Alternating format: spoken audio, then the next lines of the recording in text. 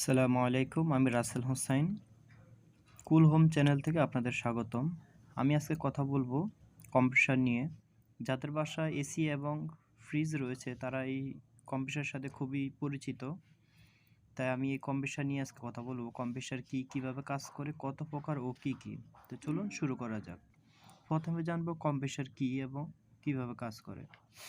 Compressor এমন একটি mechanical device যা গ্যাসের আয়তন কমানোর মাধ্যমে চাপ বৃদ্ধি করে। এর মাধ্যমে উচ্চ চাপ বাতাস বা অন্যান্য গ্যাস সরবরাহ করা যায়। কম্প্রেসার বিভিন্ন কাজে ব্যবহার করা যায়, যেমন এসি, ফ্রিজ, ওয়াটার কুলার ইত্যাদি। এখন জানবো কম্প্রেসার কত প্রকার। কম্প্রেসার সাধারণত 5 প্রকার। এক নম্বরে হচ্ছে রেসিপ্রোকেটিং কম্প্রেসার। এই ধরনের কম্প্রেসারগুলো পিস্টন সিলিন্ডার মেকানিজম ব্যবহার করে গ্যাস কম্প্রেস করে। একটি মোটর ক্র্যাঙ্কশ্যাফটকে ঘুরায় এবং ক্র্যাঙ্কশ্যাফট এই রোটারি মুভমেন্টকে পিস্টনের রেসিপ্রোকেটিভ মুভমেন্টকে রূপান্তর করে। পিস্টনের এই মুভমেন্টের ফলে সিলিন্ডারের ভিতরে গ্যাস প্রবেশ করে, কম্প্রেস হয় এবং বের হয়ে যায়। প্রত্যেকটা সিলিন্ডারে একটি সাকশন ভালভ এবং একটি ডিসচার্জ ভালভ রয়েছে। রেসিপ্রোকেটিং কম্প্রেসর আবার 3 প্রকার, যেমন ওপেন টাইপ, সেমি হারমেটিক এবং হারমেটিক।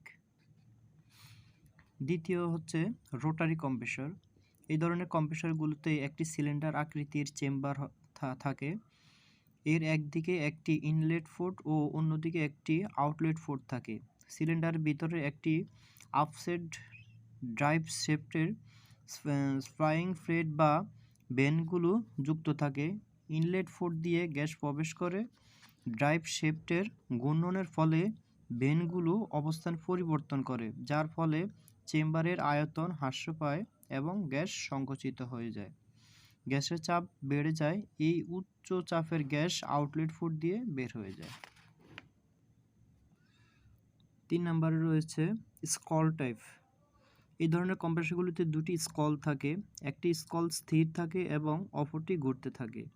এই বিশেষ মুভমেন্টের ফলে স্কল কম্প্রেসরের মধ্যে এয়ার পকেট তৈরি হয় এবং প্রতিটি এয়ার পকেটের আয়তন ক্রমশ কমতে থাকে।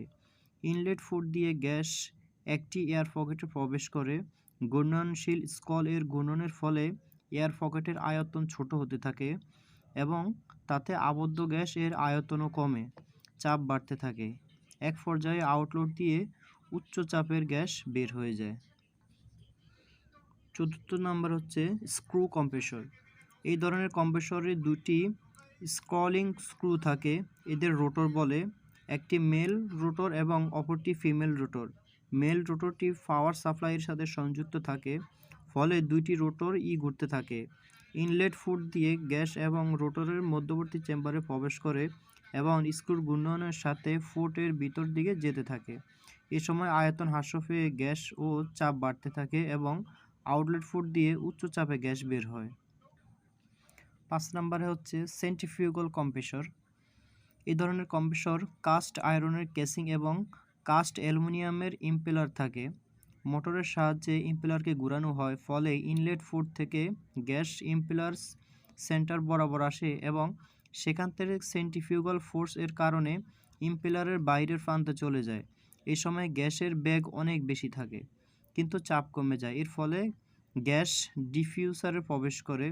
এখানে উচ্চ গতি ও নিম্ন চাপের গ্যাস ধীরে ধীরে গতির উচ্চ চাপের গ্যাসে রূপান্তরিত হয়। ডিফিউজার থেকে বের হয়ে উচ্চ চাপের গ্যাস কেসিংয়ের মধ্য দিয়ে প্রবাহিত হয়ে আউটলেট বা ডিসচার্জ পোর্ট দিয়ে বের হয়ে যায়। তো থ্যাংক ইউ ভিউয়ার্স, আমাদের ভিডিওটি সম্পূর্ণ দেখার জন্য। এরকম শিক্ষামূলক আরও পেতে হলে আমাদের চ্যানেলটিকে সাবস্ক্রাইব করে বেল আইকন বাটনটি প্রেস করে রাখবেন, যাতে নতুন নতুন ভিডিওগুলো সবার আগে পৌঁছে যায় আপনার মোবাইলে।